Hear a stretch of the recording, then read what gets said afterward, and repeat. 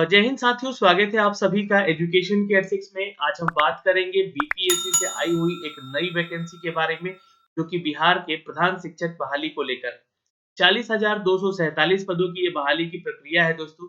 इसके बारे में हमने आपको डिटेल जानकारी इस नोटिफिकेशन वीडियो में दिया है।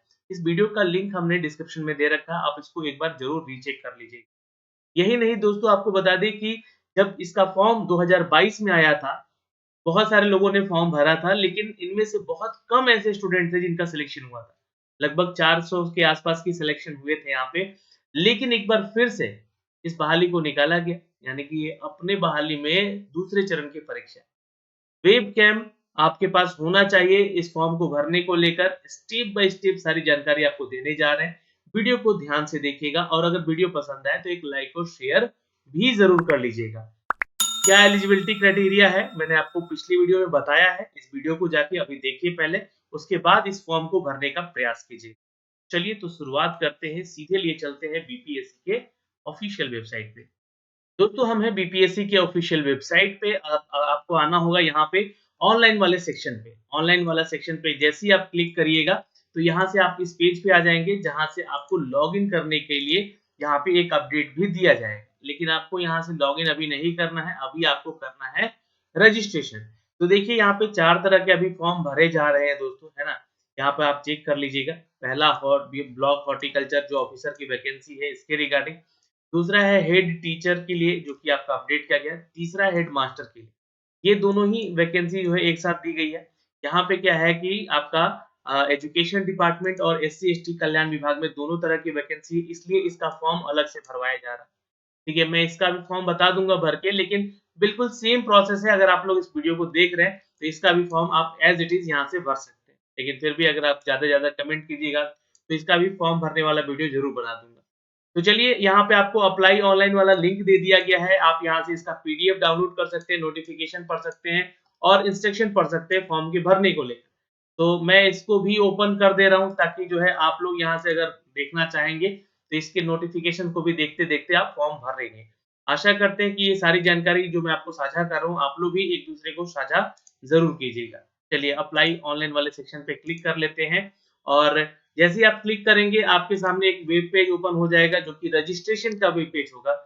ये वेब पेज जो है आपको ध्यानपूर्वक भरना है। अब यहीं पे देखिएगा, जो लोग 2022 में इसका फॉर्म भरे थे, यहाँ पे देखिएगा, मैं आपको थोड़ा सा यहाँ पे जूम करके दिखाना चाहता हूँ। ये एक पीडीएफ यहाँ पे अटैच किया गया है। He already filled application form for the head teacher and primary school and education department 4/2022। ये जो है आपका एडवर्टीजमेंट संख्या था। Click here to complete your registration. आपको यहाँ से नया रजिस्ट्रेशन नहीं करना है। आप लोगों ने अगर पहले, मतलब कि अगर फॉर्म भरा है तो यहाँ पे क्लिक कीजिएगा, तो ये आपके लिए पेज ओपन होगा। अब यहाँ पे क्या करना है कि वो पुराना वाला जो रजिस्ट्रेशन नंबर है, जो आप लोगों ने फॉर्म भरा था, वो यहाँ पे डालना है और गेट रजिस्ट्रेशन डिटेल पे आ जाएंगे। आपके सामने जो है ये रजिस्ट्रेशन भरा हुआ नजर आएगा कि आपने जो उस समय रजिस्ट्रेशन किया था। अब उसमें कोई सुधार करना होगा तो आप वहां से कर सकते हैं। बट यहाँ पे जो लोग नए और फ्रेश स्टूडेंट हैं, जो इस बार पहली बार एग्जाम देने जा रहे हैं, उनके लिए ये वीडियो है। तो इसको थोड़ा सा आप लोग ध्यानपूर्वक देखेंगे। तो पहले यहाँ पे मांगा जा रहा है दोस्तों, यहाँ पे आपका फर्स्ट नेम, यहाँ पे आपको अपना नाम बताना है, फिर मिडिल नेम, लास्ट नेम। आपका नाम अगर अनिल कुमार सिंह है तो आप तीनों में लिखेंगे अनिल कुमार और सिंह। लेकिन अगर आपका सिर्फ नाम अनिल कुमार है तो फर्स्ट नेम में अनिल लिखेगा और लास्ट नेम में कुमार लिखिएगा। मिडिल नेम में कुमार मत लिखिएगा। ठीक। फादर नेम है आपका, जो कि मैट्रिक के सर्टिफिकेट पे जो नाम है वो बताइएगा। हस्बैंड का नाम महिलाएं दे सकती हैं यहाँ पे, अगर फादर का नाम देती हैं और साथ में हस्बैंड अगर शादीशुदा है वो, तो हस्बैंड का भी नाम दे सकती हैं। बट ये जरूरी नहीं है, मैंडेटरी नहीं है, इसलिए यहाँ पे स्टार मार्क भी नहीं है। मदर का नेम यहाँ पे आपको डालना होगा, जरूर है यहाँ पे। मैरिटल स्टेटस जरूर बता दीजिएगा, मैरिड है, अनमैरिड है, या आप अदर से आते हैं, मतलब कि आपका शादी हुआ है, मतलब अब डिवोर्सी हैं, ऐसा करके अगर हैं तो आप अदर पे डालिए। मैरिटल स्टेटस पे आप आएंगे यहाँ पे, तो आपको करना होगा यहाँ पे, जी हाँ, मैरिटल स्टेटस पे आएंगे तो बताना होगा। फिर उसके बाद जेंडर पे आके बताना होगा, मेल है, फीमेल है या ट्रांसजेंडर है। ठीक है, यहाँ पे आपको अपना आईडी सेलेक्ट करके बताना होगा, क्योंकि देखिए अगर आप यहाँ पे पैन कार्ड सेलेक्ट करते हो ना, तो यहाँ पे आपसे 200 रुपए एक्स्ट्रा चार्ज किए जाएंगे। ये 200 रुपए एक्स्ट्रा चार्ज क्यों? क्योंकि आपका बायोमेट्रिक करवाया जाएगा। लेकिन अगर आपके पास आधार कार्ड है तो आपसे 200 रुपए चार्ज नहीं होंगे, इसलिए आप आधार कार्ड नंबर यहाँ पे डालिएगा। फिर उसका जो है फ़ोटो है उसको अपलोड कर देना है। फिर उसके बाद जो है यहाँ पे सिटीज़न ऑफ इंडिया हैं या नहीं है ये बताना है, येस और नो पे क्लिक करके। परमानेंट रेज़िडेंस हैं आप बिहार के तो येस कीजिएगा, नहीं है तो नो पे क्लिक करके आगे बढ़िएगा। आपका ये वाला जो ऑप्शन है नहीं खुलेगा, है ना? कैटेगरी वाला, चूँकि आप अगर अदर स्टेट से हैं, तो आप यहाँ पे एज़ ए जनरल कैंडिडेट आवेदन करेंगे। लेकिन जैसे ही आप येस पे क्लिक करते हैं कि आप रेसिडेंस ऑफ बिहार हैं, तो आपसे जा यहाँ पे निवास प्रमाण पत्र के बारे में जानकारी माँगी जाएगी। यहाँ पे आपको सर्टिफ़िकेट नंबर, इश्यू डेट डालना है, फिर उस सर्टिफ़िकेट को यहाँ पे अपलोड करना होगा। इसके अलावा यहाँ पे किस कैटेगरी से आप आते हैं, अगर आप कैटेगरी जनरल में हैं, तो नो पे क्लिक कर लीजिएगा और नहीं है, अगर आप इनमें से कोई कैटेगरी में है ईडब्ल्यूएस, एससी, एसटी, ईबीसी या बीसी से, तो आप यहाँ पे येस कीजिएगा और यहाँ पे अपनी कैटेगरी बताइएगा। जैसे कि अगर आप एससी या एसटी कैटेगरी सेलेक्ट करते हैं, तो यहाँ पे आपसे कास्ट नेम पूछेगा कि इस किस कास्ट से हैं। ये कास्ट का ऑप्शन खुल जाएगा यहाँ से। फिर उसके बाद जो है कास्ट सर्टिफिकेट डिटेल माँगा जाएगा आपसे, मतलब जो सर्टिफिकेट नंबर है। फिर उसके बाद यहाँ पे कब इश्यू हुआ था आपका सर्टिफिकेट और ये किसके द्वारा सर्टिफाइड किया गया था। तो अदर पे यहाँ पे क्लिक नहीं कीजिएगा, यहाँ पे आपको क्लिक नहीं करना है, आपको इस पे क्लिक करना है, ठीक है? तो आप बिहार पे क्लिक कीजिएगा कि बिहार के अथॉरिटी के द्वारा ही आपका ये सर्टिफिकेट बना होना चाहिए, अगर आप बिहार से हैं तो। अपलोड कास्ट सर्टिफिकेट, यहाँ पे वो कास्ट सर्टिफिकेट आपको अपलोड कर देना। लेकिन अगर आप ईडब्ल्यूएस पे यहाँ पे क्लिक करते हैं, तो यहाँ पे कास्ट का नेम तो पूछेगा कि किस जाति से हैं आप, है ना? ये जाति खुल जाएगा यहाँ पे क्योंकि जनरल कैटेगरी में आते हैं और ये ईडब्ल्यूएस की श्रेणी में इनको रखा गया है। यहाँ से आप अपनी जाति सिलेक्ट कर लीजिएगा। लेकिन जैसे ही आप बीसी, ईबीसी वाले सेक्शन पे क्लिक करते हैं, तो यहाँ पे खुलेगा योर कास्ट नेम, है ना? और यहाँ पे मान लीजिए कि कोई एक कास्ट आपने सेलेक्ट कर लिया, सपोज़ कोई भी एक कास्ट सेलेक्ट कर लिया और यहाँ पे आपको माँगेगा एनसीएल सर्टिफिकेट, ठीक है? इसमें आपको जो है, आपको अपना जाति प्रमाण पत्र नहीं देना है, यहाँ पे क्या देना है सर्टिफिकेट नंबर आपका एनसीएल वाला, इसपे आपकी जाति बताई हुई रहती है इसलिए। और ये certificate number, date of issue, फिर बिहार ही रहने दीजिएगा सेलेक्ट और इसको अपलोड कर दिया। अपलोड जो डॉक्यूमेंट कीजिएगा ना, वो ध्यान रखिएगा 300 केबी से ज़्यादा बड़ा फाइल नहीं होना चाहिए, 100 से 300 केबी के बीच में होना चाहिए, है ना? ये बात आप ध्यान रखिएगा। और साफ-सुथरा होना चाहिए, ठीक? अगर आप ग्रैंडसन ऑफ फ्रीडम फाइटर हैं, रिलेटेड हैं या उनके नाती-पोते संबंधी हैं, तो येस कीजिएगा, तो उसका डिटेल सर्टिफिकेट नंबर माँगा जाएगा, कि ये भी सर्टिफिकेट आपको जो है ना, बिहार लेवल पे ही बनवाना है, ये ध्यान रखिएगा। और ये इश्यू डेट और आपका सर्टिफिकेट अपलोड कर देना है। फिर यहाँ पे जो है आप पीएच कैटेगरी से आते हैं तो यस पे क्लिक कीजिएगा, तो आपसे आपसे पूछा जाएगा कि बीपीएससी के द्वारा दी गई दिव्यांगता का पुनः परीक्षण करवा सकता है, उसी के आधार पर मिली दिव्यांगता की मान्य होगी, इससे मुझे कोई आपत्ति नहीं होगी, ओके कर लीजिएगा। फिर आपसे पूछेगा कि किस कैटेगरी में आप डिसेबल हैं, तो आपको बताना होगा कि हियरिंग में है या विजिबल में है या फिर मेंटल है ना? ये चीज़ें बता रहे हैं। नहीं है तो नो पे क्लिक कर लीजिएगा, लेकिन यहाँ पे हैं तो भाई सर्टिफिकेट नंबर इसका बनता है और ये आपको देना होगा यहाँ पे। और किस कॉलेज या यूनिवर्सिटी से आपने बनवाया है, ये आपको लिस्ट दिया गया है ना? ये अगर आप इनमें से किसी एक से बनवाए हैं या फिर कहीं मान लीजिए कि इनमें से नहीं बनवाए, कहीं और से बनवाए हैं, यहाँ पे अदर वाला एक ऑप्शन शायद है, अदर गवर्नमेंट मेडिकल कॉलेज, यहाँ पे क्लिक कर लीजिएगा और इसको अपने सर्टिफिकेट को यहाँ पे अपलोड कर दीजिए। हाँ, नहीं है तो नो पे क्लिक कर लीजिएगा, यहाँ भी नहीं है तो नो पे क्लिक कर लीजिएगा, ठीक? और यहाँ पे भी अगर नहीं है तो नो पे क्लिक कर सकते हैं, जहाँ पे नहीं है आप लोग संबंधित। एक सर्विसमैन आप हैं अगर आर्मी, नेवी या एयरफोर्स से रिटायर्ड या फिर आपने जॉब किया है ऐसा, तो येस पे क्लिक कीजिएगा। यहाँ पे आपका जो है सर्टिफिकेट माँगा जाएगा एक सर्विसमैन होने का, यानी कि जो पीपीओ नंबर मिलता है वो आपको डालना है। इश्यू डेट, आप कब रिटायर हुए हैं वहाँ से, कब जॉब छोड़ा है या कब वो आपका एनओसी का मिला है, ये सारी चीज़ें जानकारी देनी होगी। फिर उसको आपको यहाँ पे अपलोड कर देना होगा। फिर उसके बाद जो है have you completed 3 year of regular service in Bihar government?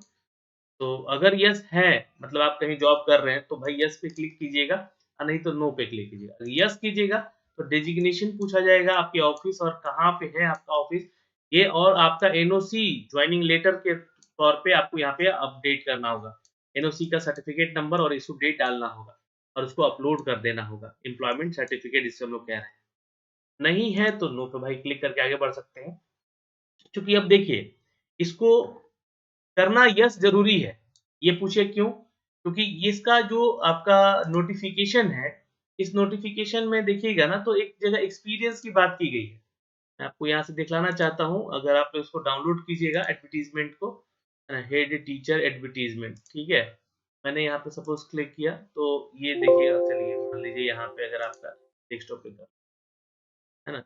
तो मैंने इसको ओपन किया जैसे ही यहाँ पे, तो इसमें ना बात की गई है एक्सपीरियंस की, है ना? तो एक्सपीरियंस है कि नहीं है, ये आपको यहाँ से देखना होगा, इतने साल का एक्सपीरियंस होना चाहिए। ये देखिएगा, अनिवार्य अर्हताएँ भी पढ़ लीजिएगा और अनुभव के बारे में भी आपको यहाँ से पढ़ने को मिलेगा। देखिए, यहाँ पे आइएगा, आरक्षण की बातें की गई हैं यहाँ पे तो, ये देखिए।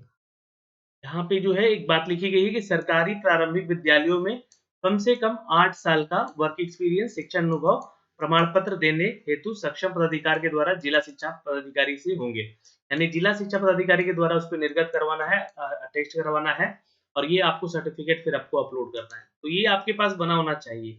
यस पे क्लिक करना आपका ज़रूरी है यहाँ पे, ठीक है? इस बात का ध्यान रखिएगा। डेट ऑफ बर्थ यहाँ पे आपको अपना डालना है और इस पे एड्रेस डालना है। एड्रेस डालने के बाद यहाँ पे आपका जो है आपसे जो है यहाँ पे माँगा जाएगा आपका ईमेल आईडी और ईमेल आईडी के बाद जो है आपका माँगा जाएगा मोबाइल नंबर और फिर उस पे ओटीपी भेजा जाएगा। कैप्चे को यहाँ पे डालना है और इसको यहाँ से रजिस्ट्रेशन कर लेना। तो ये सारे स्टेप्स हैं जो कि हमने आपको बता दिए हैं। मैं रजिस्ट्रेशन करके आपको मेन पेज पे ले चलता हूँ। जैसे ही आप यहाँ पे सबमिट करेंगे सारा डिटेल डाल के, तो ये ऑप्शन पूछेगा I have check all the entries in the further correction required submission be accepted. तो आपने जो भी डिटेल डाला है सही से डाला है यहाँ पे, इसको आप एक्सेप्ट करते हैं। ओके कर लीजिएगा यस पे क्लिक करके और आपके सामने आपका जो है यहाँ पर ये कैप्चा आ जाएगा ये और ये आपको सेव कर लेना होगा, इसको प्रिंट निकाल के रख लेना होगा। अब आपको यहाँ पे आना होगा इसके होम पेज पे और यहाँ पे आके आपको फिर से लॉगिन कर लेना होगा। तो चलिए मैं लॉगिन करता हूँ यहाँ पे। अब आपको आपके सामने कुछ ऐसा यहाँ पे डैशबोर्ड ओपन हो जाएगा। यहाँ पे आपको जो है एक ऑप्शन आ रहा है कैंसल रजिस्ट्रेशन का। अगर कोई गलती किया है तो 2 अप्रैल से पहले आपको कैंसल करके फिर से रजिस्ट्रेशन कर लेना होगा। और अगर आपने यहाँ पे कैंसिल नहीं किया तो इसी पे आप जो है अब आगे बढ़ेंगे और यहाँ पे आप करेंगे payment. Click here for payment. अब यहाँ पे आपसे फी सबमिट किया जाएगा, फी सबमिट लिया जाएगा और जो है इसके बाद आप प्रोसीड करेंगे किसके लिए? तो आप प्रोसीड करेंगे अगले एप्लीकेशन फॉर्म भरने के लिए अपना। तो दोस्तों क्योंकि पेमेंट करने के बाद यहाँ पे देखिए यहाँ पे बोला जा रहा है कि एप्लीकेशन फॉर्म भरना है। पेमेंट हो जाने के बाद ये पेमेंट आपको एप्लीकेशन फॉर्म भरना है। उससे पहले आप अपने सारे डॉक्यूमेंट को 100 केबी के फाइल में स्कैन करके ज़रूर रख लीजिएगा। और यहाँ पे फिर जब आप पेमेंट करने के बाद एप्लीकेशन फॉर्म भर लेंगे तो इस एप्लीकेशन फॉर्म को भी आप डाउनलोड करके ज़रूर रख लीजिएगा। ये जानकारी यहाँ से दी जा रही है। ठीक है? और उसके बाद यहाँ पे अगर कोई समस्या आती है तो आप इस कॉल फ्री नंबर पे यहाँ पे जो है ना टोल फ्री हेल्पलाइन नंबर दिए गए हैं, इस पे आप लॉगिन कर लीजिएगा, कॉल कर लीजिएगा और बात कर लीजिएगा, ताकि आपकी समस्या का समाधान किया जा सके। दोस्तों फिर आपको ये सामने ये जो पेज ओपन हो जाएगा, इस पेज पे क्लिक करके प्रोसीड करके अपना पेमेंट कर लीजिएगा। पेमेंट आप ऑनलाइन कर सकते हैं डेबिट यूपीआई के माध्यम से या फिर नेट बैंकिंग के माध्यम से भी। यहाँ पे देखिएगा तो पेमेंट के ये 3 ऑप्शन है नेट बैंकिंग, डेबिट कार्ड या क्रेडिट कार्ड। यहाँ पे अपना मोबाइल नंबर डालिएगा, ईमेल आईडी जरूर डाल दीजिएगा और पेयर का नेम डाल दीजिएगा। या तो आप नेट बैंकिंग से करना चाहते हैं तो आप यहाँ पे जो है इन सभी बैंक के द्वारा आईसीआईसीआई बैंक या आईसीआईसीआई बैंक कॉर्पोरेट या फिर अगर अदर बैंक सिलेक्ट करते हैं तो यहाँ से आपको प्रोसीड करने का ऑप्शन दिया जाएगा। ये ऑप्शनल है, मोबाइल नंबर देना चाहते हैं नहीं देना चाहते ये आपकी मर्जी। ₹1 एक्स्ट्रा चार्ज जीएसटी के फॉर्मेट में यहाँ पे कटेगा। कन्वीनियंट फी यहाँ पे ₹6 आपका लग रहा है ना? तो यहाँ पे आपको प्रोसीड कर लेना है। यहाँ पे ध्यान रखिएगा ₹208 या लमसम जो है आपका फीस कटेगा यहाँ पर। किस बैंक से आप करना चाहते हैं? सपोज मान लीजिए कि स्टेट बैंक है ना? तो मैंने स्टेट बैंक को सिलेक्ट कर लिया, यहाँ से प्रोसीड कर दिया। अब यहाँ पे जो है बोलेगा कि अपना यूजर आईडी और पासवर्ड डाल के जो है पेमेंट कर लीजिए। तो नेट बैंकिंग का यूजर आईडी पासवर्ड डाल के यहाँ पे मैं पेमेंट कर लेता हूँ। दोस्तों ये पेमेंट हो जाएगा सक्सेसफुली, पेमेंट का आपको ऑप्शन भी यहाँ पे दिखेगा। अब बैक टू डैशबोर्ड चले जाना है यहाँ से क्लिक करके। अब आपको जो है यहाँ पे एप्लीकेशन फॉर्म पे क्लिक कर लेना है। जैसे ही आप यहाँ पे क्लिक करेंगे एप्लीकेशन फॉर्म पे जैसे ही आप क्लिक करेंगे तो आपके सामने ये बोलेगा कि आप जो है वेबकैम में अपना जो है कैमरा लगा लीजिए। जैसे कि कैमरे के लिए अपडेट आएगा, या तो आप लैपटॉप के कैमरे से कीजिए या तो आप अलग से वेबकैम लगा लीजिए, ठीक है। फिर बाकी सारा डिटेल आपने जो रजिस्ट्रेशन किया है इस पे दिखेगा, फिर आपको नेक्स्ट पे क्लिक करके आगे बढ़ना है। फिर आप इस पेज पे आ जाएँगे जहाँ पे आपके एजुकेशनल डिटेल माँगे जाएँगे। जैसे कि आपने डीएलएड, बीएड या फिर बीए-एड या बीएससी-एड या बीएलएड किया है, तो आप उसकी जानकारी यहाँ देंगे कि किस सब्जेक्ट में किया है, कौन-सा सेशन था, पासिंग डेट क्या था आपका, इंस्टीट्यूट का नाम क्या था, बोर्ड का नाम क्या था, या फिर मार्क ऑब्टेन कितने थे, फुल मार्क्स कितने का था, परसेंटेज कितने का था। फिर ग्रेजुएशन डिग्री आपकी क्या थी ये बताना है, इंटरमीडिएट क्या था, इसके बारे में डिटेल डालना है, मैट्रिकुलेशन कब किस सब्जेक्ट में किया है, ये सारा जानकारी यहाँ से आपको देना है। बोल रहा है कि have a qualified teacher eligibility test, those teacher who have been in 2012 onward, those teacher who have been appointed before the 2012 must be qualified efficiency examination। आपका एक दक्षता परीक्षा हुआ था 2012 से बाद वाले जितने भी छात्र थे यहाँ पे शिक्षक बने थे, तो आपने पास किया है तो यस कीजिएगा, तो इसके बारे में ओके कर लीजिएगा, आपको डॉक्यूमेंट मांगा जाएगा। टाइपिंग ऑफ एक्सपीरियंस यहाँ पे पूछ रहा है कि क्योंकि मैंने आपको बोला ना कि एक्सपीरियंस यहाँ पे मांगा जा रहा है, तो आप क्या यहाँ पे बिहार विद्यालय शिक्षक नियमावली 2023 में नियुक्त शिक्षक हैं, तो आपके पास एक्सपीरियंस है। तो देखिए सीबीएसई के थ्रू बहुत लोग प्राइवेट में पढ़ाते थे, उनके पास एक्सपीरियंस था, यहाँ पे 8 साल का एक्सपीरियंस है, तो वही इसको क्लिक करेंगे टीचर। नहीं तो फिर जो आपके पास एक्सपीरियंस है उस पे क्लिक करके आप आगे बढ़ सकते हैं। सपोज मान लीजिए मैंने ये सेलेक्ट कर लिया। अब यहाँ पे वर्क एक्सपीरियंस के बारे में डिटेल डालना है, किस पोस्ट पे थे, नेम ऑफ डिपार्टमेंट, आपको टाइमिंग बताना है कब से कब तक और कहाँ जॉब किया है, आपका जो टेन्योर ऑफ एक्सपीरियंस है, मतलब आपका जो एक्सपीरियंस का जो अपडेट है उसके बारे में बताना है। फिर टोटल टेन्योर ऑफ एक्सपीरियंस यहाँ पे जो है आ जाएगा कैलकुलेट होके, मतलब कितने साल का एक्सपीरियंस है। मान लीजिए दूसरे स्कूल में कहीं 2 साल पढ़ा है, कहीं 4 साल पढ़ा है, ऐसे कर के भी अगर 8 साल आपका है यहाँ पे एक्सपीरियंस, कम से कम न्यूनतम एक्सपीरियंस 8 साल का चाहिए। ये 8 साल का होना चाहिए यहाँ पे कम से कम। कितना है टोटल यहाँ बता दीजिएगा, है ना? 10 है, 12 साल है, कितना भी है ये आपको बताना होगा। ये नेम ऑफ डिपार्टमेंट यहाँ पे अपना स्कूल का नाम बताते जाइएगा आप लोग। ठीक है। लास्ट करंट वर्किंग प्लेस मतलब आप किस राज्य में कार्यरत थे, ये आपको बताना है। सपोज़ बिहार में हैं, किस जिले में थे, ये आपको बताना है। सपोज़ बक्सर में हैं, यहाँ से नेक्स्ट पे क्लिक कर लीजिएगा। जैसे ही आप अपना एक्सपीरियंस यहाँ डालेंगे, कैलकुलेट होकर यहाँ पे खुद बता देगा कि आपका वर्किंग टेन्योर कितने साल का है। ठीक है, यहाँ पे फिर आप ओके कर लीजिएगा, नेक्स्ट पे चले जाइएगा। यहाँ पे आप अपने चेहरे पे या कटे-छटे का कोई निशान है तो वो बताइएगा।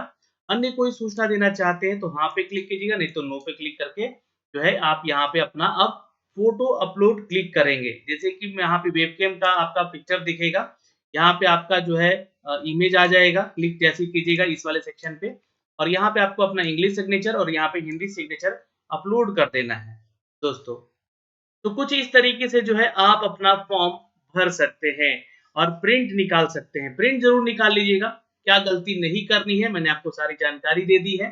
क्या गलती हो सकती है वो जानकारी दे दी है। फॉर्म भरते समय इन सभी चीज़ों का ध्यान रखिएगा। कोई डाउट है कमेंट सेक्शन में कमेंट करके ज़रूर पूछ लीजिएगा। जय हिंद।